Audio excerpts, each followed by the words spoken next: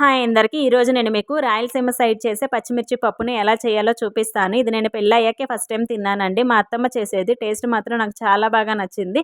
తప్పకుండా ట్రై చేయండి. మీకు కూడా నచ్చుతుంది. దీనికోసం ఒక కుక్కర్ తీసుకొని ఒక గంట నానబెట్టుకున్న ఒక కప్పు కందిపప్పు, టమాటాలు, ఉల్లిపాయలు, కారం తగినట్టు పచ్చిమిర్చి, మునిగే వరకు నీళ్లు, పసుపు, ఆయిల్, కరివేపాకు వేసి మూత పెట్టి 4, 5 విజిల్స్ పెట్టుకోవాలి. కుక్కర్‌లోని గాలంతా పోయాక మూత తీసి చూపిస్తున్నాను. ఇప్పుడు ఉప్పు వేసుకొని పప్పు గుత్తితో వీడియోలో చూపిస్తున్న విధంగా మెదుపుకొని చింతపండు రసం వేసుకొని గ్యాస్ మీద పెట్టి పప్పును తెరలనివ్వాలి. పప్పు తెరలేలోపు పోపు పెట్టుకుందాము. పోపు గిన్నె పెట్టి ఆయిలు, ఆవాలు, పచ్చిశనగపప్పు, జీలకర్ర వేసి వేయించుకొని ఉల్లిపాయ కూడా వేసి వేగాక కరివేపాకు, ఎండుమిర్చి వేసుకొని పోపును బాగా వేయించుకొని పప్పు తెరలాక పోపుని పప్పులో వేసుకొని ఒకసారి బాగా కలుపుకొని చివరగా కొత్తిమీర వేసుకొని సర్వ్ చేసేసుకోవటమే. అంతే, చాలా సింపుల్‌గా చేసుకోవచ్చు. టేస్ట్ మాత్రం అద్భుతంగా ఉంటుందండి. ఈ వీడియో గనక నచ్చితే తప్పకుండా సబ్స్క్రైబ్ చేసుకొని లైక్ చేయండి.